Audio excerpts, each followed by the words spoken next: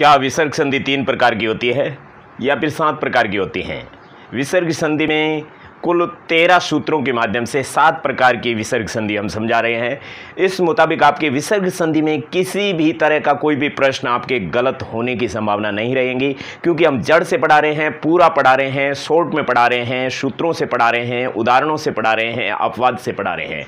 इसलिए जो रीड संस्कृत भाषा के संस्कृत व्याकरण के जो है आपके 25 टॉपिक है वो भली भांति हमारे चैनल पर पढ़ाए हुए हैं और 12 टॉपिक वीडियो के पढ़ाए हुए हैं। आप आई बटन दबा करके या फिर जो है आप लोग हमारे चैनल की प्लेलिस्ट में जा करके लाइव क्लास की प्लेलिस्ट लिंक को क्लिक करके पूरा का पूरा कोर्स कर सकते हैं। सारे के सारे टॉपिक बेरहमी से हमारे चैनल पर पढ़ाए हुए हैं। तो शुरू करते हैं विसर्ग संधि बेरहमी से। तो इन मतलब विसर्ग संधि 3 प्रकार री आपके हो जिकी है विने साबु एक ही आते तीनों संधियां हम जाता हूँ इन्हें बाद में विस्तार हूँ हम जाऊँ। तो अटे 3 प्लस करियोड़ा है, संधि में तो प्लस ही होता है। तो यहाँ आप देख सकते हो प्लस से पहले क्या आएगा तीनों संधियों में, सत्व संधि, उत्व संधि और ऋत्व संधि में। कॉमनली आपको बता देते हैं कि प्लस से पहले क्या आएगा और बाद में क्या आएगा। देखिए ऋत्व संधि और उत्व संधि एक ही है।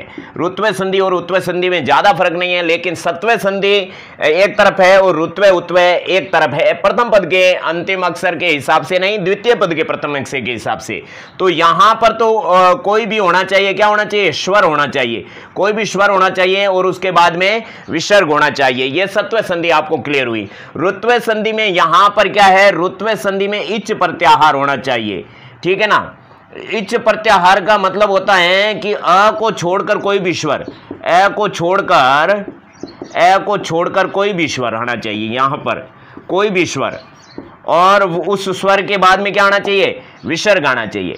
और उस विसर्ग के प्लस के बाद में यहां पर क्या आना चाहिए, यहां पर किसी भी वर्ग का तीसरा, चौथा, पांचवा, य, र, ल, व या फिर ह या फिर क्या, या फिर कोई भी स्वर होना चाहिए। ये आपके सत्व संधि हो गई, ऋत्व संधि होगी। ऋत्व संधि में यहां पर अ नहीं आना चाहिए, बाकी कोई भी आ सकता है। और द्वितीय पद का प्रथम अक्षर ये है। तो यहां पर जो द्वितीय पद का प्रथम अक्षर है वो सेम टू सेम यहां पर है, सेम टू सेम यहां पर है, यानी तीसरा, चौथा, पांचवा, यारा, लव, ह या फिर कोई भी स्वर। तो यहां पर क्या होगा, यहां पर ए को छोड़कर है तो यहां पर अ होना चाहिए और उसके बाद में विसर्ग होना चाहिए। तो ये आपके उत्व संधि भी 2 प्रकार की है। पहला प्रकार है अ के बाद में अ आ जाए और दूसरा प्रकार है अ के बाद में जो ये वाला पोर्शन वो पूरा का पूरा आ जाए। तो ये 2 प्रकार की उत्व संधि हो गई। अब यहां पर क्या होगा भला, आपको पता है कि ऋत्व संधि और उत्व संधि में द्वितीय पद का प्रथम अक्षर है जो आपका ये अश प्रत्याहार है, अश प्रत्याहार है। तो यहां पर क्या होगा, यहां पर खर प्रत्याहार होगा। खर प्रत्याहार में क्या क्या होता है, पहला, दूसरा, श, पहला, दूसरा, श। जहां पर आता है वहां पर विसर्ग संधि की जो है आपकी वो कौन सी होगी, सत्व संधि होगी। समझ में आ रहा है ना। सत्व संधि में स्वर, कोई भी स्वर हो, विसर्ग होना चाहिए यहां पर। ऋत्व संधि में विसर्ग के बाद में तीसरा, चौथा, पांचवा, यर, लव, ह या स्वर होना चाहिए, लेकिन विसर्ग से पहले अ नहीं होना चाहिए। और यहां पर उत्व संधि में विसर्ग से पहले अ होना कंपलसरी है और उसके बाद में तो ये ऋत्व उत्व सेम टू सेम है। तो बनेगा क्या, देखिए यहां पर विसर्ग का श बनेगा, कौन सा सर, ये संकर वाला, षटकोण वाला और सड़क वाला तीनों ही बनेंगे। और यहां पर इसका जो है र बनेगा और यहां पर विसर्ग का ऊ बनेगा। विसर्ग का क्या बनेगा, ऊ बनेगा। तो ये विसर्ग संधि आपकी क्लियर मानी जाती है। सत्व संधि में विसर्ग का स बनता है और ऋत्व संधि में विसर्ग का र बनता है और उत्व संधि में विसर्ग का ऊ बनता है। तीनों संधि आपके सामने हैं, प्रथम पद का अंतिम अक्षर और द्वितीय पद का प्रथम अक्षर। अब हम आपको वो मूल प्रोसेस बताते हैं कि विसर्ग संधि में सबसे पहले क्या था और उसके बाद में क्या हुआ। तो सबसे पहले आपके जो है विसर्ग संधि में ये स था, क्या था, ये स था। समझ में आया। अब इस स को क्या आदेश हुआ, र आदेश हुआ। स को रू आदेश हुआ, क्या आदेश हुआ, रू। अब रू के अंदर से ऊ निकल गया, निकलने के बाद में उसका लोप हो गया, शेष क्या रहा, र रहा। अब इस र को आदेश होगा वापस क्या, ये श आदेश होगा, ये स आदेश होगा। ठीक है ना, समझ में आने की जरूरत नहीं है भैया, क्योंकि इतना लंबा प्रोसेस है। और ये चीज आपने समझ ली तो विसर्ग संधि में आपको कुछ नहीं समझना है। यानी सबसे पहले ये श था, श को रू आदेश हुआ, रू के अंदर से ऊ निकला, निकल करके उसका लोप कर दिया, फिर इस रह को ये श आदेश हुआ। अब इस स को वापस आप लोग ये श बना सकते हो सत्व संधि में, और इसका वापस रू बना करके रे बना सकते हो, और इसका जो है वापस रू बना करके रे बना करके उसका ऊ बना सकते हो। तो ये तीन चीज आप बन गई ना यहाँ पर। एक सत्व संधि में तीनों स, रुत्व संधि में रे और उत्व संधि में ऊ। ये आपके इस स का बनता है, ये स नहीं है। ये स आपका जो है मूल रूप से है, उसका क्या हुआ, जो आपके एक सूत्र लगेगा स सजुसो रू, स सजुसो रू नाम का सूत्र लगा, उससे स और सजुस का जो स होता है ऐसा वाला, उन दोनों को रू आदेश होता है। अब इस अवस्था में उपदेशे अजनुनासिक, उपदेशे अजनुनासिक, ठहर जाइए भैया आप लोग, है ना, ऐसे बोर मत होना, मैं आपको प्रोसेस समझा रहा हूं। उपदेश से अर्जुनासिक इत नाम का सूत्र है, उससे इसकी क्या आदेश हुई, इत संज्ञा हुई, उसका नाम इत पड़ा। इसका नाम इसने उपदेश से अर्जुनासिक इत है ना, उपदेश अवस्था में अच और अनुनासिक शब्दों को इत कहते हैं, तो यहां पर ऊ को इत कहा। फिर तस्य लोप सूत्र से इसका लोप हो गया, फिर लोप हो गया, पीछे क्या रहा, र। यहां तक आपकी रुत्व संधि क्लियर हो जाती है। फिर उसके बाद में र को यहां पर क्या होगा, विसर्जनस्य, विसर्जनस्य सह, इस सूत्र से इस जो र का विसर्ग बना था उस विसर्ग को वापस क्या श आदेश हुआ। अब इस स को सचुत्व, स्तो सुचुना सुचु, स्टुना स्टु, और जो आपका स्तो सुचुना सुचु, स्टुना स्टु, उस सूत्र से जो है आपके ये स आदेश हुआ। और वापस उसी अवस्था में यहां पर विसर्जन से स के बाद में एक खरवसानियों विसर्जन से सूत्र आएगा, खरवसानियों और विसर्जनस्य, उससे क्या होगा कि अवसान अवस्था में इस र का विसर्ग बन जाएगा। तो यहां पर विसर्ग का र बनता है रुत्व संधि में, और उसके बाद में अत्तोर और पलुताद पलुते सूत्र है, उससे विसर्ग का ऊ बनेगा, या फिर हसी च सूत्र है, उससे आपके विसर्ग का ऊ बनेगा। इस तरह से सूत्रों के माध्यम से आपको समझाया जा रहा है। देखिए भैया, हम आपको जो मेहनत करवा रहे हैं तो आप लोगों को तो थोड़ी तो मेहनत करनी पड़ेगी, क्योंकि इसके बिना जड़ से नहीं पढ़ सकते। जड़ से पढ़ोगे तो भार थोड़ा उठाना पड़ेगा, क्योंकि हम आपको वो चीज़ क्लियर करवा रहे हैं। उसके बाद में जो है आप इसी तरह से स्वर संधि और व्यंजन संधि पढ़ी थे, तो विसर्ग संधि में हम आपको जो पूरा पढ़ा रहे हैं। तो आप लोग देखिए यहाँ पर 7 प्रकार से आपको क्या है कि हम विसर्ग संधि पढ़ा रहे हैं। हालांकि ये 3 प्रकार ही है मुख्य रूप से, लेकिन ये जो उसके बाद में आपके 4 प्रकार है वो छोटे छोटे प्रकार है। लेकिन यहाँ जो भी सूत्र काम आएगा, सूत्र हो सकता है आपको रीट में पूछ लें कि सूत्र कौन सा लगा यहाँ पे, तो मुख्य सूत्र की बात करेंगे। हालांकि यहाँ पर देखिए सत्व संधि है, उसमें 4 सूत्र काम आएंगे, रुत्व संधि में 7 सूत्र काम आएंगे, या फिर 2 से ही काम चल जाएगा। यानी कि बाकी वाले सारे कॉमन सूत्र है, ऐसे नहीं कि हम आपको यह बता रहे हैं कि पूरे विसर्ग संधि में आपको 13 सूत्र ही है, उसका रिपीटेशन होगा बार बार। तो जो सूत्र जहां पर पढ़ाया जाता है उसको अच्छे से याद रखना है। तो यहां पर आपके रुत्व संधि में 7 सूत्र या फिर 2 सूत्र काम आएंगे, उत्व संधि में केवल 3 सूत्र काम आएंगे, बाकी के कॉमन सूत्र है। और विसर्ग लोप संधि या विसर्ग लोप संधि ये 4 प्रकार से पढ़ेंगे। तो आपके ये 4 प्रकार हो गए, तो आपके कुल 10 प्रकार के हो गए ना विसर्ग संधि। तो विसर्ग संधि में लोप संधि है, ये आपके विकल्प लोप के अंदर 2 सूत्र काम आएंगे, नित्य लोप के अंदर 3 सूत्र काम आएंगे, र का लोप होता है उसके अंदर 5 सूत्र काम आएंगे, और र का लोप का निषेध होता है वहां पर 8 सूत्र सर्वाधिक सूत्र काम आएंगे। इस तरह से विसर्ग लोप संधि है, इसको तो आप एक अलग ही बुक में लिख देना। और उसके बाद में एतत् तत् प्रथमा विसर्ग लोप परे व्यंजन, यानी एतत् और तत् की प्रथमा विभक्ति है, उसके अंदर जो रूप चलेगा उसके विसर्ग का लोप होगा बाद में व्यंजन आने पर। तो ये 5 सूत्रों से समझा जाएगा। और तत् की प्रथमा विभक्ति के विसर्ग का लोप होगा परे स्वर रहने पर, यह भी 5 सूत्रों से समझा जाएगा। तो यहाँ 5वां और 6ठा जो आपके प्रकार है वो कॉमन ही है, 4 नियम तो 4 सूत्र तो दोनों के सेम है, 5वां इसके अलग है, इसके अलग है। उसके बाद में सातवां है, सातवां न को र आदेश हो जाता है, वो आपके केवल मात्र एक सूत्र है। ये तो हमने समरी बताई। अब आपको विस्तार से पढ़ा रहे हैं तो आप लोग एक एक सूत्र को अच्छे से लिखने की कोशिश करें। हम आपको धुआंधार पढ़ाने जा रहे हैं। तो सबसे पहले सत्व संधि से स्टार्ट करते हैं, जिसके 4 सूत्र है। पहले सूत्रों की व्याख्या कर देते हैं कि सूत्र क्या कहता है। हालांकि हमने अभी अभी आपको शॉर्ट में बताए थे वही सूत्र है, लेकिन सूत्र क्या कहता है वो व्याख्या भी साथ में चलेगी और उदाहरण भी साथ में चलेंगे। इस तरह से ये आपके विसर्ग संधि क्लियर होगी। तो शुरू करते हैं। अब सत्व संधि को समझा रहे हैं। तो सत्व संधि में पहले तो आपको हम जो है उस हिसाब से समझा रहे हैं कि सत्व संधि है क्या, कैसे उदाहरण कैसे होते हैं उसको समझा देते हैं। उसके बाद में सूत्रों से समझाएंगे। तो पहले सत्व संधि के अंदर देखिए कि यहां विसर्ग होता है, उसके बाद में पहला दूसरा श होता है। ये बात हमने पीछे भी बताई आपको। ये सत्व संधि का स्ट्रक्चर है। विसर्ग से पहले आपके 13 के 13 स्वर आ सकते हैं। व्यंजन तो आएगा नहीं, क्योंकि क के जस्ट बाद में विसर्ग ऐसा कभी नहीं होता है।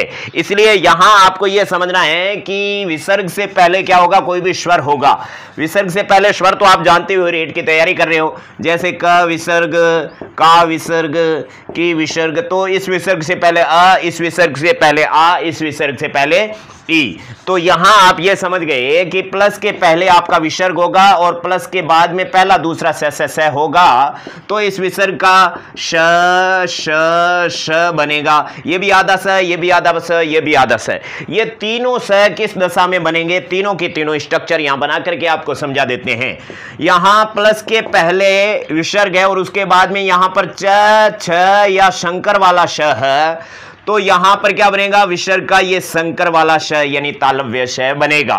अब यही बात यहां पर है। विसर्ग के बाद में आपका ट, ठ या षटकोण वाला श है, तो इसका षटकोण वाला श बनेगा, आधा बनेगा। और ये बहुत ही महत्वपूर्ण संधि है। अब उसके बाद में यहां त, थ या सड़क वाला स है, तो विसर्ग का सड़क वाला स यानी दंत्य स बनेगा। ये बात आपने यहां पर सीख ली। अब आपको ये पहला दूसरा दिख रहा है, च छ, यहां ट ठ पहला दूसरा है, यहां पर त थ पहला दूसरा है। अगर तीसरा चौथा पांचवा आएगा तो यहां सचुत्व विधान नहीं होगा।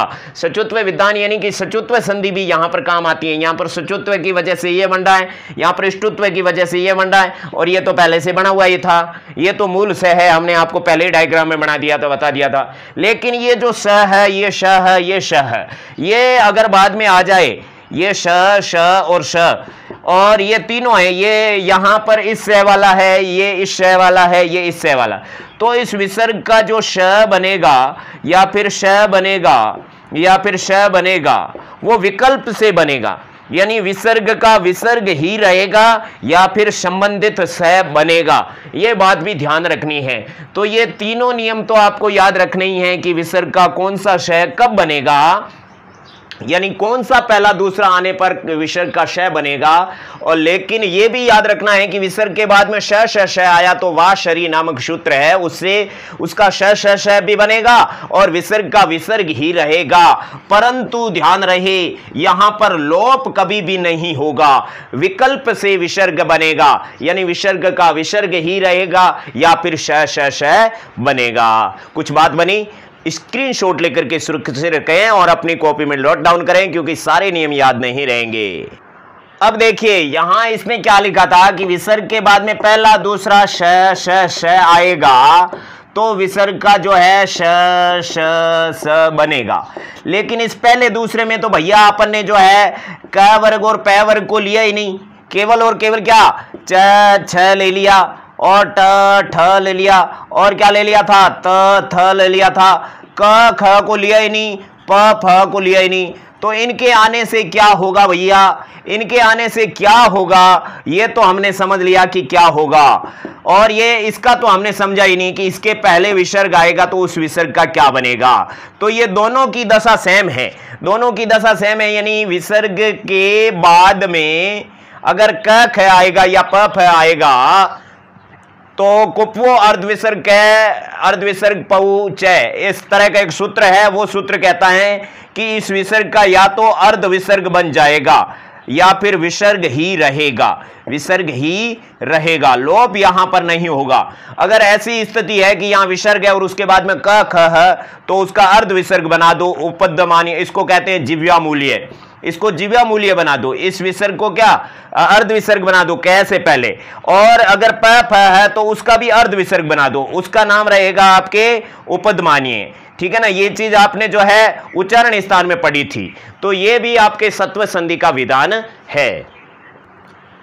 चलिए अब सत्व संधि के जो आपके प्रोसेस है उसको बता देते हैं। यहां पर कुल 6 है जो आपके सूत्र काम आ रहे हैं। देखिए मूल शब्द है, उसके अंदर यहां पर मान लो विसर्ग है, और उसके बाद में यहां पर ले लेते हैं च। क्या ले लेते हैं? च।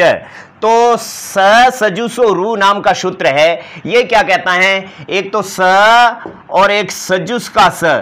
सजुस का स कैसा होता है? ये स ऐसा होता है, ये सजुस का स ऐसा होता है। इसको रू आदेश करो, यानी सूत्र एक बार समझ लो भैया, लास्ट संधि तक काम आएगा, कभी भी बोरिंग नहीं होना। स सजुसो रू, यानी इस स का और इस सजुस का आपको जो है रू आदेश करना है। तो यहां ध्यान से देखो, कभी भी ये गलती मत करना, मूल रूप से स होता है। ये बात हमने आपको पहले भी बताई, कभी भी संधि विच्छेद करो तो विसर्ग की जगह स लिखो, विसर्ग की जगह स लिखो, फिर प्रोसेस में आकर के वो श है वो कन्वर्ट होता है। तो यहां पर ये श है, ये सजुस का स नहीं है, ये सजुसो रू यानी इस स का है। तो अब इसको क्या करोगे आप? रू आदेश करोगे। चलो रू आदेश कर दिया। अब ये कहता है उपदेशे, यानी उपदेश अवस्था में। किसके उपदेश अवस्था? पाणिनि की उपदेश अवस्था में। अब यहां पर ध्यान से देखो, ये अवग्र चिन्ह है, इसको ए लिखा और जय का च बनाया, जस्त्व संधि से अंदर से ए निकला, अनुनासिक है ना, उसका क्या होगा? इत नाम होगा। अच और अनुनासिक है वो उपदेश अवस्था में होना चाहिए। उपदेश कैसा? उपदेश बाद में क्या आना चाहिए? खर प्रत्याहार आना चाहिए। तो खर प्रत्याहार में ये च आ रहा है, इसीलिए उसका क्या बनेगा? अच का क्या उपदेश है? अच अनुनासिक इत, अच आएगा, अच आएगा मतलब अंत में अच आएगा। तो अब अंत में स्वर क्या है? रे के बाद में क्या है? ऊ है। इस ऊ की क्या संज्ञा हो गई? इत संज्ञा हो गई। ऊ की संज्ञा क्या? ऊ का नाम क्या पड़ गया? इत नाम पड़ गया। ऊ का नाम है इत। ध्यान से समझ रहे हो ना, एक एक के अंदर समझते रहना। अब तत्से लोप सूत्र कहता है कि जिसकी इत संज्ञा होती है उसका मैं लोप करता हूं। तो यहां पर आपके जो है ये उसका लोप हो गया। किसका? ये ऊ का लोप हो गया, तस्य। अब ये खर वसानी और विसर्जनीय, यहां ध्यान से देखो, एक तो क्या है? खर है। क्या है? खर, रे हलंत हुआ। उसके बाद में क्या है? अवसान।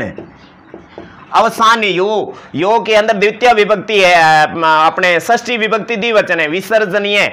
यानी एक तो खर प्रत्याहार आए, उसके बाद में इस जो तस्य लोप से लोप हुआ है अच का या अनुनासिक का, उस रे आधे रे के बाद में खर प्रत्याहार आए या फिर अवसान आए। अवसान का मतलब खाली स्थान, ये भी समझना है आप लोगों को। खाली स्थान आ जाए रे के बाद में तो वहां पर विसर्ग संधि होती है।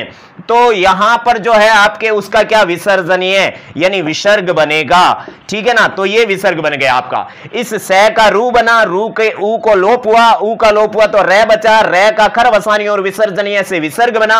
अब इस विसर्ग का वापस रे कैसे बनेगा वो प्रावधान यहां पर नहीं है, रे का विसर्ग बनता है बस। अब यहां पर विसर्जनीय स है, सूत्र है, तो इस विसर्ग का क्या बनेगा? स बनेगा, ये वाला स।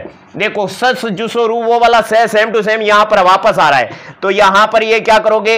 ऐसे कर दोगे। अब ये स बन गया और उसके बाद में क्या आ गया? च। तो आपको पता है सचुत्व संधि क्या सूत्र है? स्तो सचुना सुचु। ये आपने नहीं पढ़ा है तो ध्यान से पढ़ लो। इस च की वजह से इसका ये स बन जाएगा और इति सिद्धम, इस तरह से सिद्ध होता है। अब इसको आप सीधा करना चाहते हो ना, तो उसको भी हम यहां पर बता देते हैं। सीधा करना चाहते हो तो केवल और केवल कितने सूत्र लगाने हैं? एक तो आपका मूल शब्द होगा, उसके अंदर ये श होगा और उसके बाद में ये च होगा। ठीक है ना, ये श और ये च। तो एक सूत्र लगेगा केवल स्तो सचुना सुचु, स्तो सचुना सुचु। उसके अंदर आपको क्या हो जाएगा? जो इस स का वापस ये श बन जाएगा और इस स का विसर्ग बन जाएगा। बस बात खत्म, एक ही सूत्र लगाना है। लेकिन प्रोसेस में ये सारे सूत्र आते हैं, ये कहीं पूछे नहीं जाएंगे। फिर भी आप लोगों को है माइंड में रखना है कि किस अवस्था में क्या बनता है। तो आपको, क्योंकि सारी संधि आपस में जुड़ी हुई है, आगे आने वाली संधि में ये कंपल्सरी रहेंगे क्योंकि प्रोसेस में आएंगे। तो यहां आप समझ रहे हो, एक मैं यहां पर एक शब्द के माध्यम से समझा देता हूं। यहां पर शब्द है जैसे मुनिष्य, क्योंकि मूल रूप से स होता है, और यहां पर लिख दिया चलती। मुनिश्चलति। मुनिश्चलति क्या है? मूल शब्द है, यहां कोई सूत्र काम नहीं आ रहा है। अब स सजुसो रू, यानी इसका अपन क्या बनाएगा? मुनि रू। स का क्या बनाया? रू। उसके बाद में चलती। समझ में आ रहा है? अब क्या करेंगे? उपदेश से अजनुनासिक इत, तो इस जो मुनि रे के अंदर जो ऊ है उसकी क्या हो गई? इत संज्ञा हो गई। इत संज्ञा हो गई। चलिए ठीक है, इत संज्ञा हो गई। अब उसके बाद में तस्य लोप से उसका लोप कर दो, तो यहां पर क्या हुआ? मुनिर प्लस चलती, उसका लोप हो गया। अब मुनिर चलती, तो यहां पर ध्यान देने की मोड़ यहां पर आया है। ये आपकी जो है यहां जो आपकी रुत्व संधि आएगी, वो रुत्व संधि यहां समाप्त हो जाएगी। वो क्या कहेगी कि खर वसानी और विसर्जनीय। अगर प्लस के बाद में पहला दूसरा स है तो संधि को आगे बढ़ाओगे, और तीसरा चौथा पांचवा है तो यहीं पर जैसे मुनि गच्छति आता ना, तो ग तीसरा आ जाता, और तीसरा आता तो संधि यहीं रुक जाती, यानी ये र उस ग के ऊपर चला जाता और रुत्व संधि हो जाती। तो ये रुत्व संधि है, यहां तक तीनों संधि साथ में मिली हुई है, यहां रुत्व संधि क्लियर होगी। अब ये कहता है खर वसानी और विसर्जनस्य। अब इस रे का विसर्ग बनाओ भाई, तो यहां पर हमने इसका विसर्ग बनाया, चलती, मुनि चलती। अब क्या कहता है कि विसर्जन से अब जो विसर्ग बनाया उसका शय बनाओ, वापस उस विसर्ग का क्या बनाओ? स बनाओ। अब ये स और ये स में अंतर है। ये तो आपके सजुस का जो स मूल स है वो स है, उसका रू आदेश हुआ। ऐसे तो वो स होगा तो वापस इसका रू बन जाएगा और चलता रहेगा, ऐसे नहीं होता। ये तो आपके विसर्जन से स सूत्र है, विसर्ग का स बनाया है वो है, वो विसर्ग का स नहीं है, वो मूल स है। उस मूल से यहां तक पहुंचे। अब इसके बाद में जो चलती लिखा हुआ है ये विसर्जनस्य स यानी विसर्ग का श बनाया है। अब आपके इस स का ये श बना दो स्तो सुचुना सुचु सूत्र से। मुनिश ये शंकर वाला बन गया, तो बाद में क्या बनेगा? मुनिश चलती, मुनिश चलती। इस तरह से आपके मुनिश चलती में ये शंकर वाला शय आता है, जो आपके इस संधि का है, अपने सत्व संधि का। अब तीनों शय को एक साथ समझ लेते हैं। देखिए यहां पर है मुनिश चलती, ये तो अपने कर लिया था। अब लेकिन यहां देखिए सीधा सीधा करना है, तो इस शय का क्या कर दोगे? यहां च आ रहा है तो यहां आप करोगे मुनिश चलती, सीधा सीधा आपने कर दिया। कौन से? इस तो सुचुना सुचु सूत्र से। अब यहां पर शय आ रहा है, यहां पर तय आ रहा है, तो यहां पर आप क्या करोगे? राम श, ये सड़क वाला है और यहां पर त है तो सड़क वाला ही रहेगा, रामस्तनोति, क्योंकि तय वर्ग के साथ में हमेशा सड़क वाला स ही रहता है। और धनुष्टंकार, यहां पर स अभी तक ये मूल रूप वाला स है तीनों में। ओके, अब यहां पर क्या करोगे? धनु स कौन सा है? ये सड़क वाला है, तो ट वर्ग है वो इष्टुना इष्टु सूत्र से इसको भी षटकोण वाला बना देता है, तो यहां पर धनुष्टंकार हो गया। अब इसका संधि विच्छेद करना है तो आधे स का विसर्ग बना दो, तो यहां पर क्या होगा? मुनि ही चलती, मुनि ही चलती। यहां पर क्या है? राम आधे स का विसर्ग बन गया, तनोति। और यहां पर क्या है? धनुहु टंकार, धनुहु टंकार। अब जो हमने पहले सारे सूत्र बताए थे वो प्रोसेस सूत्र थे। यहां पर आपको पूछे इस जो स है इसका, इस विसर्ग का ये श बनेगा, इस विसर्ग का ये स बनेगा, इस विसर्ग का ये स बनेगा। कारण तो आपको पता है ना, फिर से बता देते हैं। श के बाद में च वर्ग है इसलिए च वर्ग के साथ में ये श रहता है। विसर्ग के बाद में त वर्ग है इसलिए ये स बना है। विसर्ग के बाद में ट वर्ग है इसलिए ये विषय बना है। ये बात तो समझ में आ गई। अब आपको पूछे कि ये तीनों स कौन से, सॉरी यहां पर ये षटकोण वाला, ओके, ये तीनों स कौन से सूत्र से बने? तो एकमात्र सूत्र है विसर्जनस्य, विसर्जनस्य शह। ये आपके सत्व संधि का मूल सूत्र है और एकमात्र सूत्र आपको याद रखना है, बाकी आपको प्रोसेस में बताए थे। स्क्रीनशॉट ले लीजिए। अब जो है आपके सत्व संधि के अंतर्गत ये है जो आपके एक तो प फ और एक क ख आ जाता है, तो उससे पहले विसर्ग होता है, उसका क्या बनता है? तो यहां पर धन है फलती है, तो इसका क्या बनेगा आपको पता है, अर्ध विसर्ग बनेगा, धन अर्ध विसर्ग फलती, ये शब्द आपका सही है। या फिर क्या बनेगा, धन विसर्ग फलती, इसका कभी भी ये आधा से कुछ भी नहीं बनता है, ठीक है ना। तो यहां पर आपके जो है ये धन फलती और धन फलती ये दोनों शब्द राइट है व्याकरण के दृष्टिकोण से।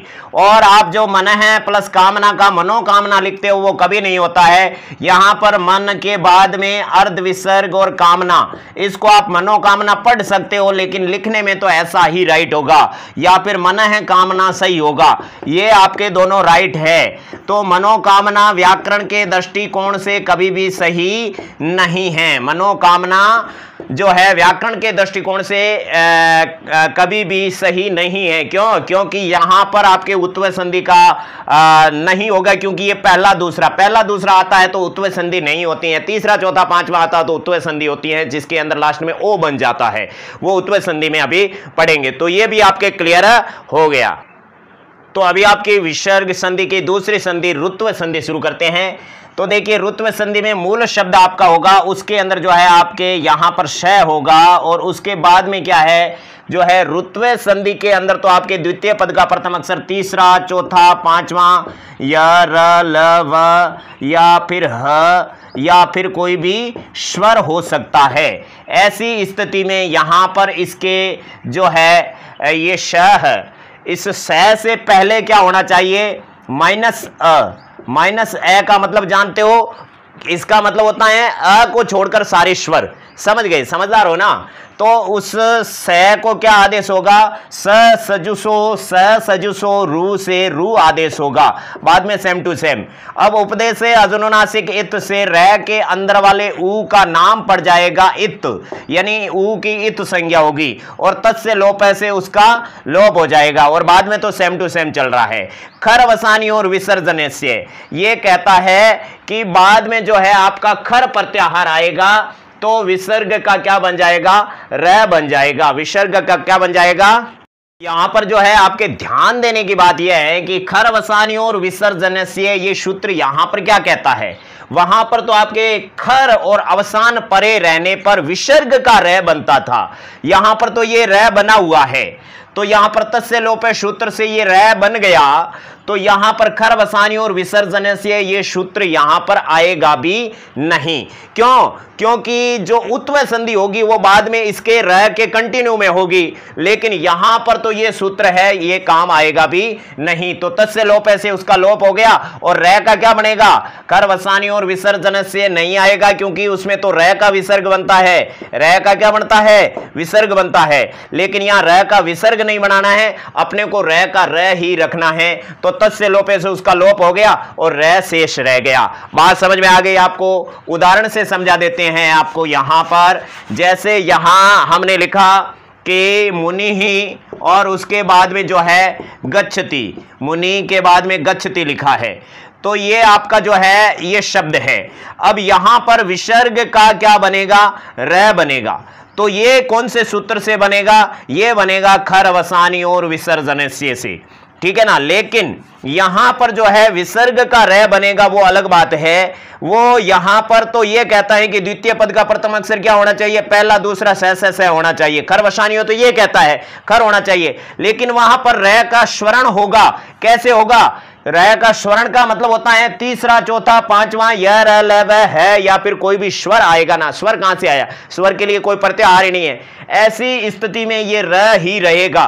कब रहेगा, ऐसी स्थिति में यहां पर क्या होना चाहिए, विसर्ग से पहले अ को छोड़कर कोई भी स्वर आएगा। तो यहां पर मूल शब्द क्या है, देखिए मुनिस, और उसके बाद में गच्छति, मुनिस गच्छति। तो यहां सीधा सीधा ध्यान रखना है यही कि इस स से पहले अ नहीं होना चाहिए, यानी विसर्ग से पहले अ नहीं होना चाहिए, बाद में तीसरा चौथा पांचवा य र ल व है, या फिर कोई भी स्वर आ रहा है, तो यहां पर इसका क्या बना दो, र बना दो। तो यहां पर क्या होगा, मुनिर गच्छति, क्या बनेगा, मुनिर गच्छति। ये आपका हो गया जो है सूत्रों के अनुसार रुत्व संधि। आपको अभी तक जो है हमने सत्व संधि और रुत्व संधि समझाई है। तो यहां बहुत सारे सूत्र बताए, लेकिन आपको जो पूछे तो दो सूत्र हम आपको बता देते हैं। सत्व संधि का हमने अभी आपको बताया था कि विसर्जनस्य सह, सह का मतलब सह बनता है, सत्व संधि विसर्ग का श बनता है। तो ये सत्व संधि का जो है आपका सूत्र है। अब है रुत्व संधि का। रुत्व संधि का है वो है सजुसो रू। तो रू के अंदर से ऊ निकाल करके वो रे बन जाता है, वो आपके रुत्व संधि। तो सिंपल है, ये सत्व संधि के अंतर्गत ये सूत्र आता है। आपको पता है ना, ये स बनता है, स का रू बनता है, फिर रे बनता है, फिर विसर्ग बनता है, फिर वापस विसर्जन से स बनता है, और फिर उसका श बनता है। तो ये तो आपके जो है सत्व संधि का प्रोसेस है। रुत्व संधि का प्रोसेस तो यहां खत्म हो गया भाई, है ना। ये सच जो सो रू, उसका रू बना, उपदेश से हटा दिया, फिर रे ही शेषरा, रे का विसर्ग बनाओ, चाहे वापस है बनाओ, कुछ भी बनाओ, तो यहां पर रे ही तो बनाना है रुत्व संधि में। तो रुत्व संधि में स सजु सो रू, सत्व संधि में विसर्जन से स, ये दो सूत्र आपको याद रखने हैं। अब आपके हमने एक शब्द लिखा है बही प्लस आक्रमण। तो यहां कौन सी संधि होगी, सत्व संधि होगी कि रुत्व संधि होगी? अरे भैया सत्व संधि में तो पहला दूसरा से आता है, वहां सत्व संधि होती है। यहां पर तो आपके रुत्व संधि ही होगी, क्योंकि उत्व संधि तो होगी नहीं। उत्व संधि की कंडीशन ही अलग है। उत्व संधि की कंडीशन आपके विसर्ग से पहले अ होना चाहिए, यहां पर विसर्ग से पहले ई है। तो ये आपके जो है कौन सी संधि होगी, विसर्ग का र ही बनेगा। तो बाद में क्या है, स्वर है, बाद में क्या है, स्वर है। तो अगर सूत्रों के अनुसार देखें तो यहां पर शब्द क्या है, ये सह। तो यहां पर क्या होगा, स सजु सो रू, ये सूत्र है आपके रुत्व संधि का।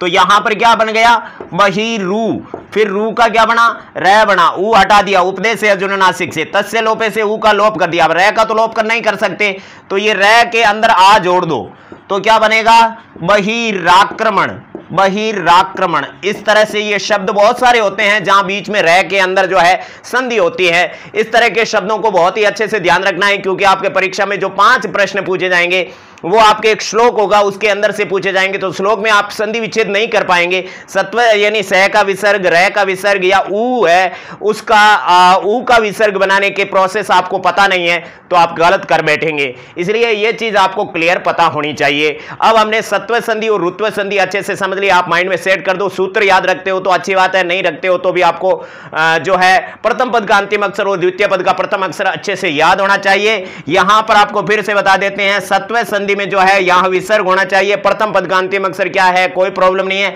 लेकिन यहां पर पहला दूसरा स होना जरूरी है, उसको खर प्रत्याहार कहते हैं।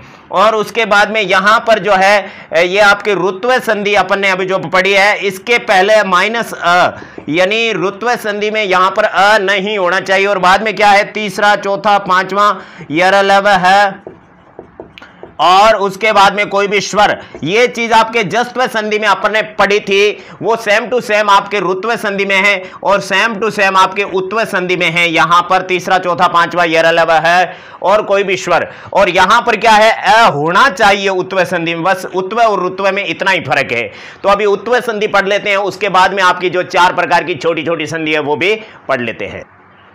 अब जो है आपकी उत्व संधि है, उत्व संधि में तो सीधा सीधा ऊ का क्या बनता है, विसर्ग बनता है। और उसका जो है सूत्र है, क्या है, सूत्र, सूत्र ये है अतो रोर प्लुताद प्लुति।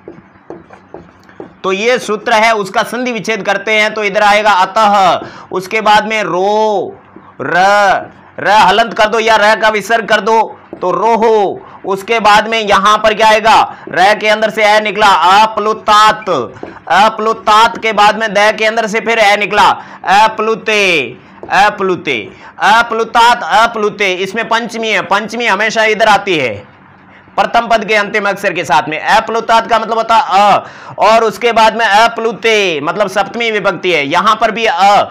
तो ये उत्व संधि का पहला प्रकार मैं आपको पढ़ा रहा हूं। पहले प्रकार के अंदर ये पोजीशन है। तो अतः रो का मतलब यहां पर विसर्ग है और उस विसर्ग का जो आपने र बनाया उसका अतः यानी ऊ बना दो। उस विसर्ग का जो आपने र बनाया उस र का ऊ बना दो। बात समझ में आ रही है ना?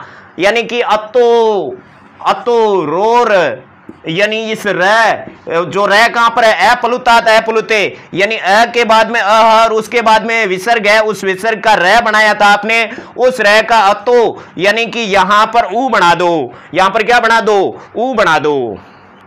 तो इसके अंदर भी आपके सेम हैं जो सूत्र चलेंगे। पहला आपका मूल शब्द है। मूल शब्द क्या है? यहां पर उसके अंदर यहां पर अह और उसके बाद में विसर्ग है और उसके बाद में क्या है? अह।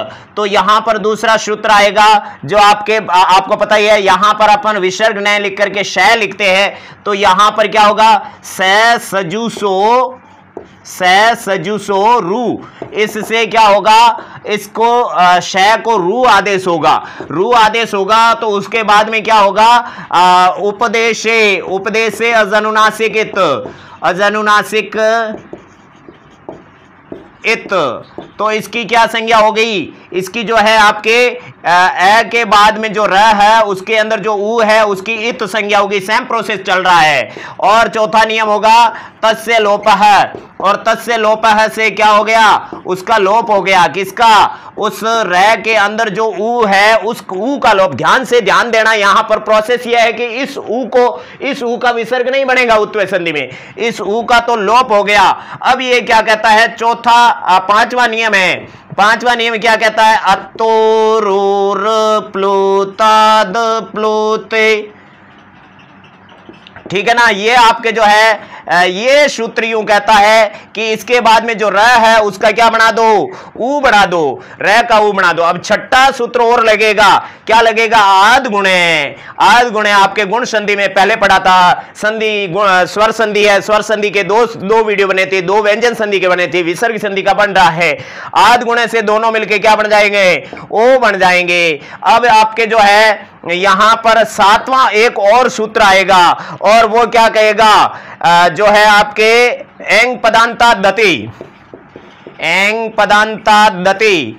ये सूत्र यूं कहता है कि यहां पर जो है एंग है उसके बाद में अति है, तो यहां पर इस एंग का पूर्व रूप होगा, तो यहां पूर्व रूप संधि भी आएगी। इस तरह से आपके उत्वय संधि बनेगी।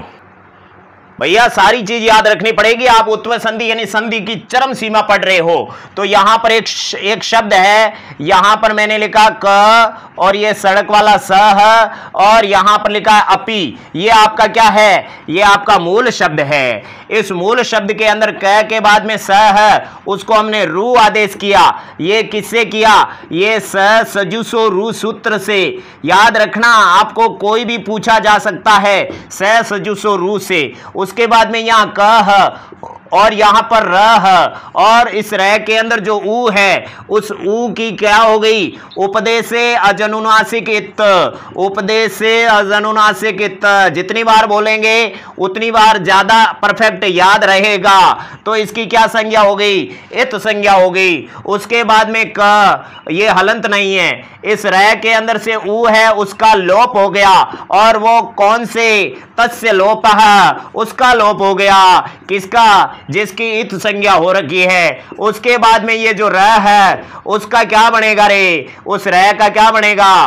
क्योंकि यहां पर भी अ है और यहां पर भी अ है, ऐसी पोजीशन में र का ऊ बनेगा। र का ऊ बनेगा तो वो कौन सा सूत्र होगा? वो होगा अतोरोर प्लुताद प्लुते। अतोरोर प्लुताद प्लुते, इस सूत्र से होगा। और उसके बाद में जो है इस क के अंदर से अ बाहर निकाला और उधर से ऊ लाए। ये अपन ने क्या किया? ये अपन ने कुछ नहीं किया, सिर्फ क के अंदर से अ बाहर निकाला। अब ए के जस्ट बाद में ऊ आता है तो अब ओ बनता है। वो कौन से सूत्र से बनता है? वो आदि गुणे सूत्र से बनता है। अब ये पद है, शब्द रूप है। क्योंकि क यहां पर विसर्ग बना था तो कह प्रथमा एक वचन है, तो शब्द रूप या धातु रूप का यहां पर ओ आ जाए तो आपके पूर्व रूप संधि होती है। तो यहां पर कह के अंदर से तो ओ जोड़ दो, नो दिक्कत। और उसके बाद में ये जो यहां पर अह उसका अवग्रह चिन्ह बनेगा, ये किससे, ये एंगी पदांतादति सूत्र से बना। और उसके बाद में जो है ये कोअपी जोड़ दो। इस तरह से ये कोअपी शब्द बना है, जो शुरुआत में क्या था, शुरुआत में कह प्लस अपि था, ये संधि विच्छेद है, कह प्लस अपि। तो विसर्ग का श बना और उसके बाद में विसर्जनस्य स, इस मूल को बनाने के लिए आप कह सकते हैं विसर्ग का श बढ़ाओगे तो वो किससे बनेगा, विसर्जनस्य शह, जो सत्व संधि का है वही यहां पर लागू होगा। विसर्ग का श बना, फिर सच जुसो रू से रू बना, उपदेश से अजनुनासिक इत से ऊ की इत संज्ञा हो गई, तत् से लोप से उसका लोप हो गया, और अत्तोर और प्लुतात प्लुते से रे का ऊ बढ़ गया, और उसके बाद में ए के साथ में ऊ जोड़ने की कोशिश की, फिर ए के साथ में ऊ जोड़ा आद गुणे से, और उसके बाद में ये को सेम टू सेम है और इस ए का अवग्रह चिन्ह बना, वो एंगी पदांतात दतित से बना, और इसी तरह से कह प्लस अपि और उसका संधि होता है कोअपि। तो आप ऐसे छोटे में मत लेना, छोटे शब्द को इसको आप स्क्रीनशॉट लेकर के सुरक्षित रख सकते हो, सीधा प्रोसेस आप समझ सकते हो। लेकिन यहां पर कितनी संधि आई है, 2-3 संधि आई है, सूत्र सारे हमने एक्सप्लेन कर दिए थे। अब आपके जो है उत्वय 2, उत्वय सेकंड है, वो उसके लिए एक सूत्र है हसी चय। हसी चय क्या कहता है, हसी चय कहता है कि प्लस के बाद में हर्ष प्रत्याहार आए तो भी आपका है विसर्ग का ऊ बनेगा। इसके लिए आप देख सकते हो यश है प्लस दा, तो यहां पर आपके यशस लिख देता हूं, यशस लिख दिया तो यहां पर क्या है यश, और उसके बाद में अ, और उसके बाद में स, और ये द क्या है, ये द आपके जो है तीसरा चौथा पांचवा, यानी कि इस विसर्ग या स से पहले ए होता है और उसके बाद में पहला दूसरा और शेष नहीं होता है, तो उस स या विसर्ग का क्या बनाओगे, ऊ बनाओगे। तो आप यहां पर सीधा ही बना दो, इतना आगे जाने की जरूरत नहीं है। इस श का क्या बना दो, ऊ बना दो। कौन से सूत्र से बनाया आपने, हसी चय सूत्र से बनाया, हसी चय सूत्र से बनाया। तो यहां पर जो है यश के बाद में जो है इन दोनों को मिलाकर के ओ बनाया, वो कौन से सूत्र से बनाया, वो आपने आद गुणे सूत्र से बनाया। आद गुणे गुण संधि करती है, जो स्वर संधि का मामला है। अब यहां पर यश स हलंत है, उसके अंदर ओ मिला दो, यशो बन जाएगा, और यशो के बाद में दा। यहां पर आपके जो है वो संधि नहीं हो पा रही है एंग पदांतादति, क्योंकि यहां पर अ नहीं है, इसलिए यहां पर क्या बन जाएगा, यशोदा। इस तरह से आपके जो है उत्तर सेकंड भी आपके क्लियर हो गई है। बाकी के उदाहरण आप देख सकते हो, प्रैक्टिस आपको करनी है। अब आपकी मंडराती हुई चौथी संधि आ गई है। 3 संधि तक आप लोग पढ़ते हो, अब आपको हम वो पढ़ा रहे हैं जो आप पढ़ते नहीं हो, यानी विसर्ग लोप संधि है, बहुत ही इंपॉर्टेंट है। ये 4 प्रकार की है।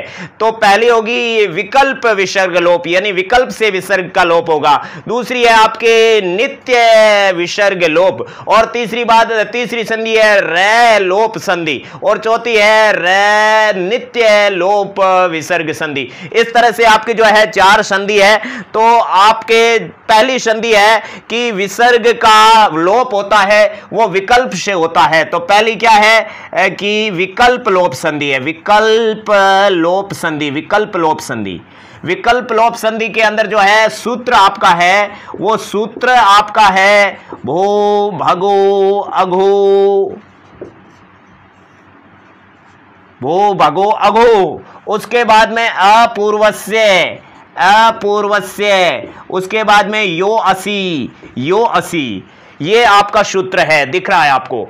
तो यहां पर ये क्या कहता है, ये कहता है यहां पर भो होना चाहिए या फिर भगो होना चाहिए, और उसके बाद में अघो होना चाहिए, और उसके बाद में अ और पूर्वस्य, या यहां पर अ का मतलब अ और आ, इन सब के बाद में यहां पर यो असी का देखिए यहां पर स है, मूल रूप से तो स होता है, ये हमने बात आपको पहले ही बता दी।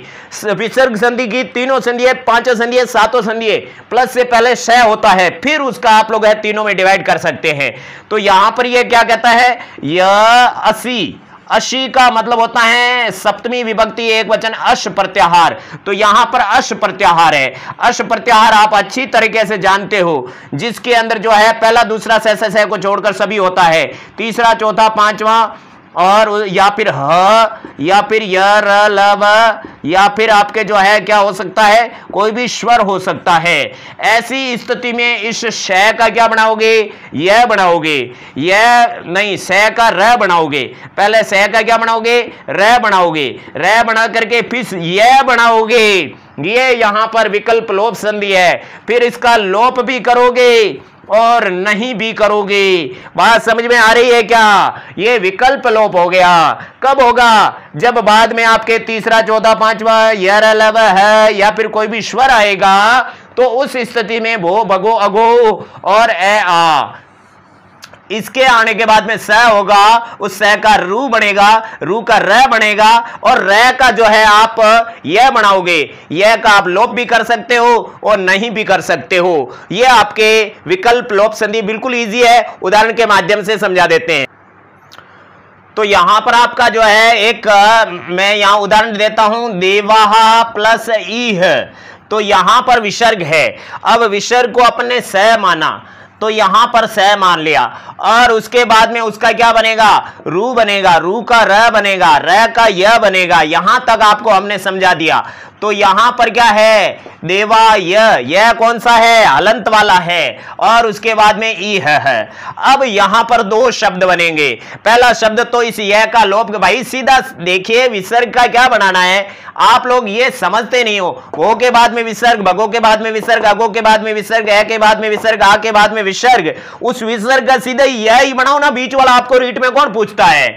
तो यहां हमने यहां पर यह कर दिया, देख लो, दोबारा देख लो। ये तो हम प्रोसेस बता रहे हैं क्योंकि झूठ हम नहीं बोल सकते, सीधा सीधा नहीं बता सकते, जो पाणिनि कहता है वैसा बता सकते हैं। तो यहां पर विसर्ग का आपने क्या बनाया, यह। अब इसका लोप नहीं करेंगे, पहले इसका लोप करेंगे, लोप करेंगे तो कैसा होगा, तो यहां पर देवा और ई है, देवा ई है, ऐसा शब्द बनेगा। और लोप नहीं करेंगे तो कैसा बनेगा, देवा। अब इस यह के अंदर ई जुड़ गया, ई है, देवा ई है, देवा ई है और देवा ई है, ये दोनों शब्द बनते हैं। ये आपने विकल्प लोप, जिसको आप कह सकते हैं कि विकल्प लोप संधि है, इसको आपने पढ़ लिया।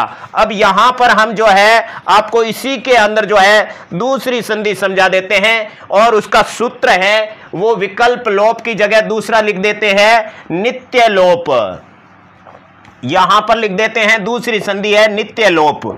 ये आपके जो लोप संधि की दूसरी संधि है, लोप, नित्य लोप। ये तो विकल्प से लोप हो रही थी। अब यहां पर एक सूत्र है, वो आपके सूत्र है हली सर्वेशाम, हली सर्वेशाम।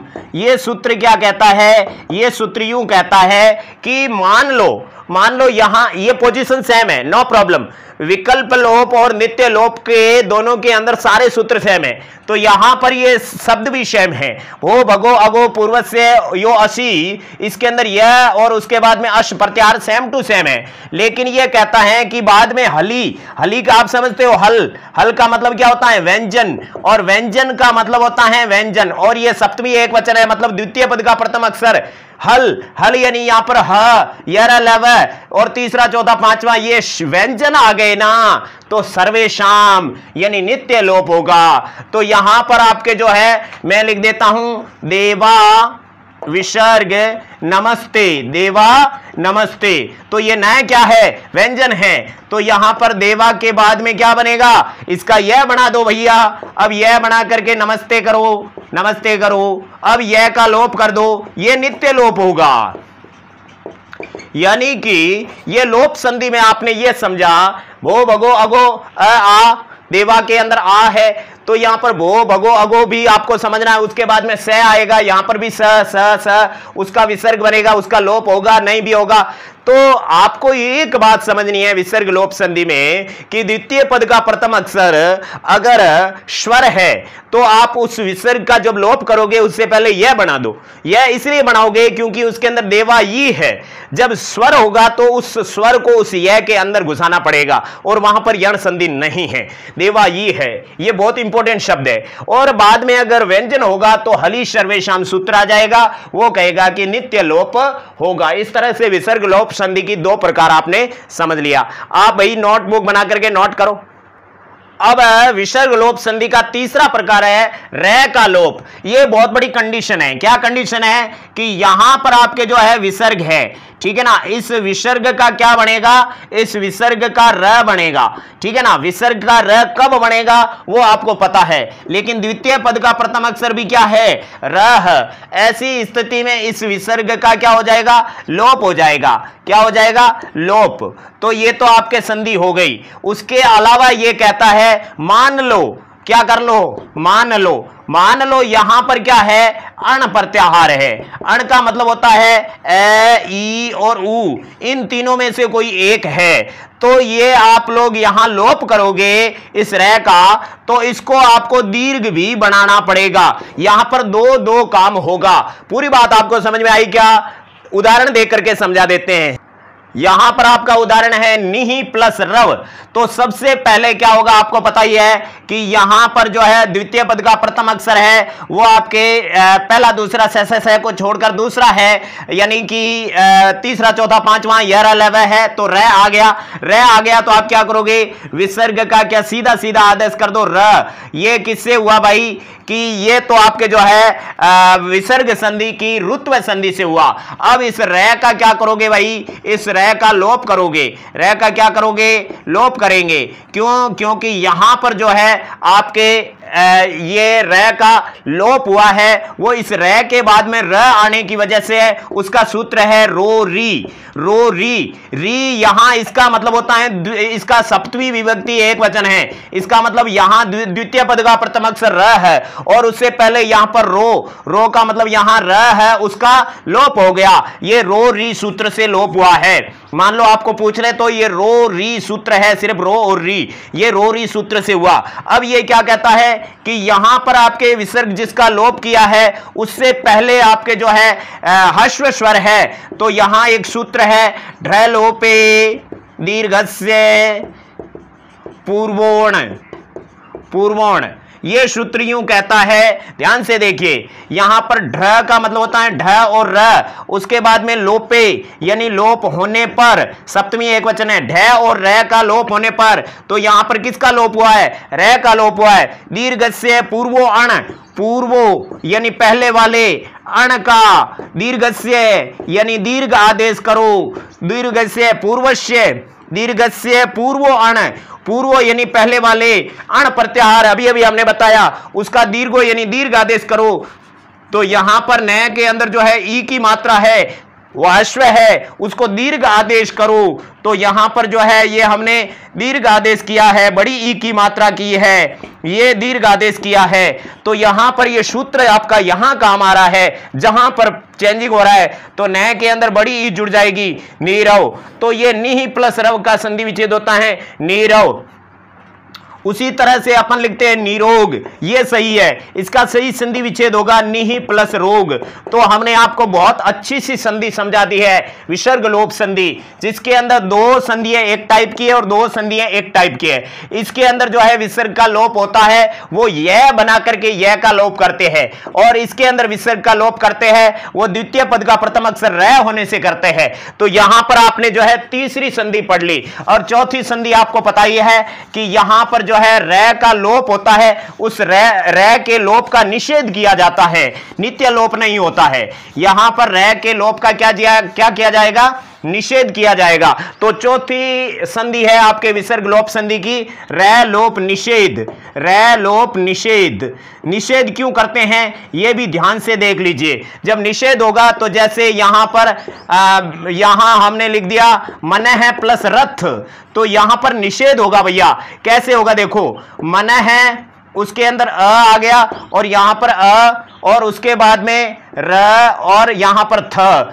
तो यहां क्या होगा कि जो आपके आ गया उसकी वजह से जब इसका बीच में प्रोसेस चलेगा, तो प्रोसेस ध्यान से देख लीजिए, छोटा बनाना पड़ेगा। यहां पर मना स, और उसके बाद में रथ, क्योंकि शुरुआत में स ही होता है तो यहां पर क्या हुआ, मन रू, और रथ उसके बाद में मन र, और कैसे बना वो आपको पता है। तो यहां र रो री सूत्र से क्या हुआ, रो री सूत्र से इसका लोप हो गया, किसका लोप हो गया, र का। लेकिन यहां पर जो है एक सूत्र काम आएगा, वो सूत्र यह कहता है कि जो है आपके विप्रतिषेधे परम कार्यम, विप्रतिषेधे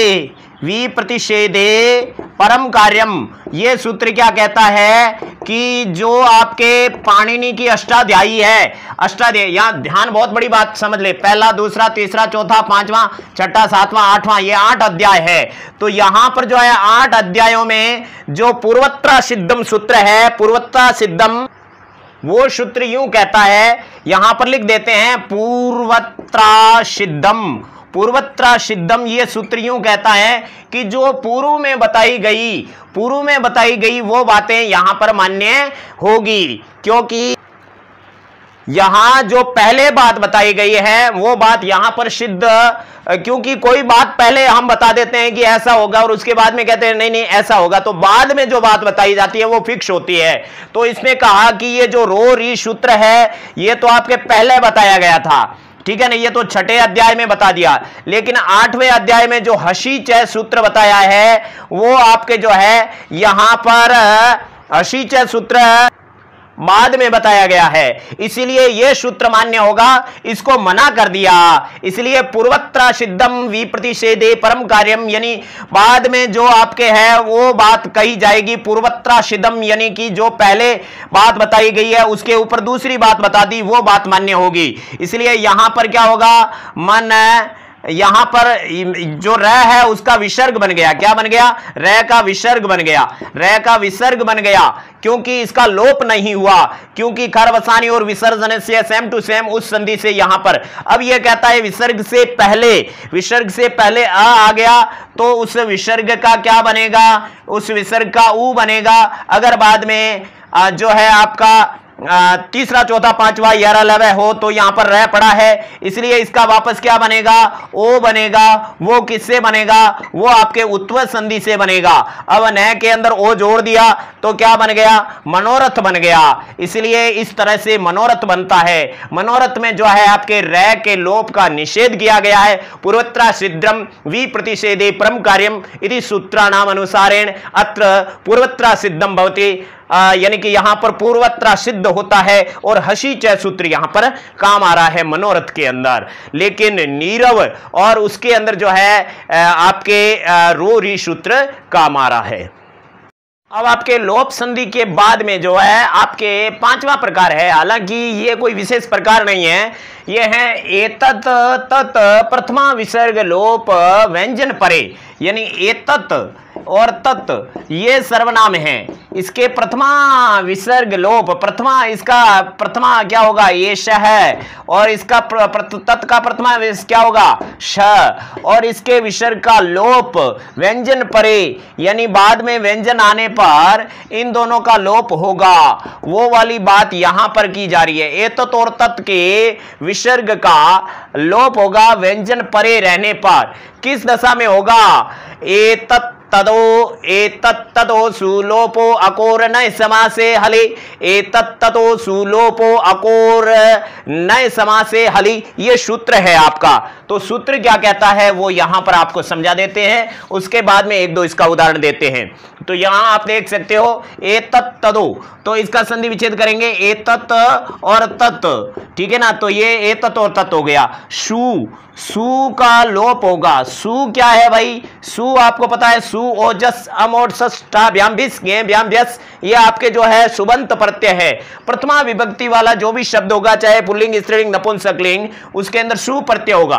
तो तत् का सु और एतत् का सु, एतत् का बनेगा एष है और तत् का सु क्या बनेगा, सह, इनका लोप होगा। और कब होगा, अकोर, अकोर का मतलब होता है ककार नहीं होना चाहिए, पूरे शब्द के अंदर क नहीं आना चाहिए। इस ऐसे के अंदर क जोड़ दिया कोई प्रत्यय वगैरह लगा करके, स के अंदर भी क जोड़ दिया पूरे शब्द के अंदर, तो नहीं होगा। और नए समास से कोर का मतलब ककार, और नए समास, नए समास होता है आपका नए समास। नए समास कैसा होता है? जैसे सत्य और असत्य, असत्य के अंदर आपका नए समास हो गया तो एष है, तो यहां पर एष है, एष के अंदर क्या हो गया? नए समास हो गया। तो ऐसी स्थिति में तो हलंत का लोप अ का मतलब नहीं होगा। कोर नए समास से, कोर का मतलब ककार आने पर या नए समास आने पर यानी विसर्ग का लोप नहीं होगा हली परे रहने पर। यहां पर हमने आपको पहले ही बता दिया एष और शय के बाद में व्यंजन आएगा तो इसके विसर्ग का लोप होगा, लेकिन लोप कब नहीं होगा वो दो कंडीशन बता दी। पूरे शब्द में क नहीं आना चाहिए, पूरे शब्द में नए समास नहीं बनना चाहिए। ऐसी व्याख्या आपको और कहीं नहीं मिलेगी। चलिए और डिटेल कर देते हैं। यहां पर डिटेल पहले इधर करते हैं। एष है विष्णु, तो यहां पर एष के अंदर न तो क आ रहा है और न ही यहां पर नए समास है, और बाद में क्या है कि व्यंजन है, तो विसर्ग का लोप कर दो। ये आपका नित्य लोप होगा, कभी भी ऐसे विकल्प से नहीं होगा एष विष्णु ऐसा लिखा जाएगा। और यहां पर श शंभु, तो स के अंदर न तो क आ रहा है पूरे शब्द के अंदर और न ही यहां पर नए समास है, इसलिए बाद में व्यंजन होने की वजह से स शंभु ये नित्य विसर्ग का लोप होगा। तो यहां दो शब्द सीख लिए। अब एष है रुद्र है, तो यहां पर क आ गया, आपका प्रत्यय आ गया, इसीलिए यहां पर एष शब्द के अंदर क आ गया तो विसर्ग का लोप नहीं होगा। लोप नहीं होगा तो यहां पर कौन सी संधि हो जाएगी? एष क के अंदर से ए निकाला, बाद में विसर्ग का ऊ बनेगा भैया, बाद में क्या है? तीसरा चौथा पांचवा यह आ रहा है, तो यहां पर एष क के बाद में अ और वो मिलकर के ओ बन गया भैया। कौन से सूत्र से? आद गुणे से। तो यहां पर क्या शब्द बनेगा? एष को रुद्र है। ये विसर्ग का लोप नहीं हुआ क्योंकि कंडीशन वहां है, यहां कंडीशन क आ गया पूरे शब्द के अंदर। यहां पर क्या है भैया? यहां पर अ और श है, ठीक है ना, अ और श है, क्योंकि यहां पर नए समास आ गया। इसका क्या होगा? न तत् इति असह, जो नहीं है वह असह, अ का मतलब नहीं, वह नहीं, तो यहां पर नए समास आ गया, इसलिए यहां पर क्या हो जाएगा? अस, श के बाद में विसर्ग है उसका लोप जो है नहीं होगा। तो यहां पर क्या होगा? ये आधा ये श है और इस विसर्ग से पहले क्या है? अह, तो विसर्ग से पहले कुछ भी हो ना, बाद में तीसरा पहला दूसरा श आएगा तो विसर्ग का श बनेगा। तो यहां पर क्या बनेगा? अश, और यहां पर आधा स बनेगा अशिव है, और वाशरी से क्या हो जाएगा? वह सरी से हो जाएगा अशह शिव है, वह सरी से विसर्ग का विसर्ग ही रहेगा और ऐसा भी बनेगा। तो यहां संधि अप्लाई हो रही है। अब यहां पर एष है और अत्र, इस एष के विसर्ग का जो है ऊ बनेगा, क्योंकि बाद में क्या आ रहा है? यहां पर इसने क्या बोला था? व्यंजन परे रहने पर, तो यहां पर है तो क्या है? स्वर है, इसलिए यहां पर क्या होगा? एष है, इधर भी है उधर भी है, तो इसका विसर्ग का क्या बनेगा? ऊ बनेगा। जब विसर्ग का ऊ बनेगा तो एष है और उसका ऊ मिलकर के एषो बन गया, तो यहां पर एषो अत्र बन गया। एषो अत्र के बाद में पूर्व रूप संधि हुई, तो यहां पर क्या बन गया? एषो अत्र, इस तरह से ये शब्द बन गया। लेकिन यहां पर मान लो हमने लिख दिया स अत्र, तो क्या होगा? स अत्र होगा, तो यहां पर जो बाद में क्या आ रहा है? स्वर आ रहा है, लेकिन यहां पर कंडीशन अलग है, वो आपके अगली कंडीशन है, अगली संधि है। ये अगली संधि के अंदर ज्यादा फर्क नहीं है। यहां पर है तत् के प्रथमा विसर्ग का लोप होगा स्वर परे रहने पर भी, यानी कि तत् का प्रथमा क्या होता है? तत् का प्रथमा होता है शह, उसके विसर्ग का लोप होगा स्वर परे रहने पर भी, स्वर परे रहने पर भी होगा। तो ये कैसे होगा? ये आपका सूत्र है सो अचि लोपे चेत पाद पूर्णम। सूत्र क्या है? सो अचि लोपे चेत पाद पूर्णम। कौन सा पूर्णम? पाद पूर्णम। तो यहां पर ये सूत्र क्या कहता है, ये श उसके विसर्ग का अची, अची का मतलब द्वितीय पद का प्रथम अक्षर स्वर होने पर इसका लोपे यानी लोप होगा। चेत, चेत यानी यदि, पाद पूर्णम, पाद का मतलब होता है छंद के अंदर चरण को पूर्णम यानी पूरा करना हो, चरण को पूरा करना हो, किसी भी छंद पढ़ रहे हो उसके अंदर किसी चरण को जो है आपको पूरा करना हो तो वहां पर इसका आप जो है लोप कर सकते हो। इसका क्या कर सकते हो, आप स्क्रीनशॉट तो ले रहे हो ना, लेते रहो कोई बात नहीं।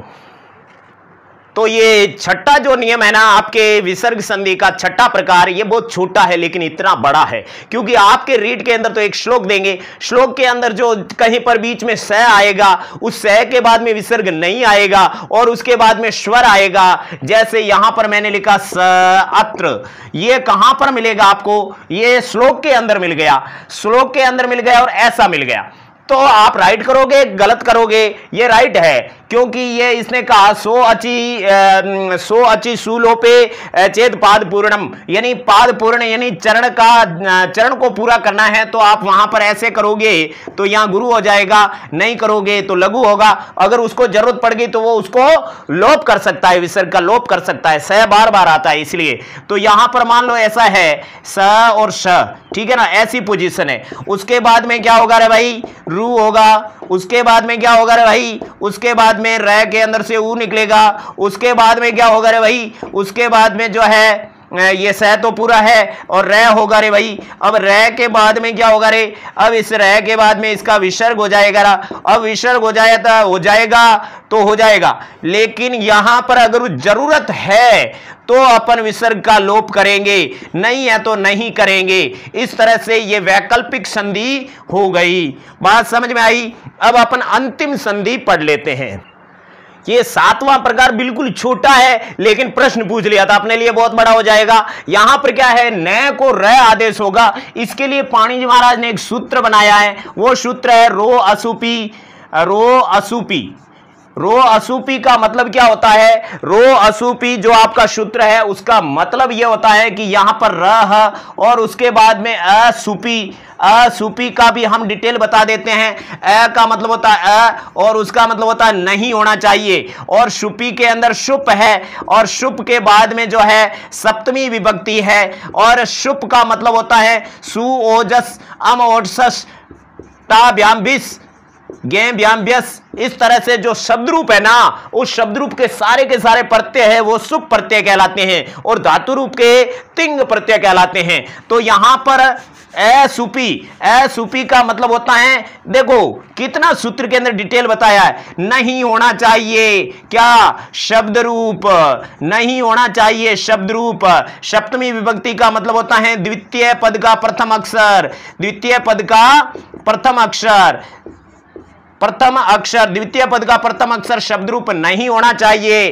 तो आप क्या करोगे, न को र को जो है यहां पर र है उसको न आदेश करोगे, ठीक है ना। यहां पर न को र आदेश करेंगे, ठीक है। ये र पहले से बना हुआ है, यहां पर न है, पहले क्या है न है, तो रो असुपी, यहां पर न है और उसके बाद में असुपी है, मतलब शब्द रूप नहीं है।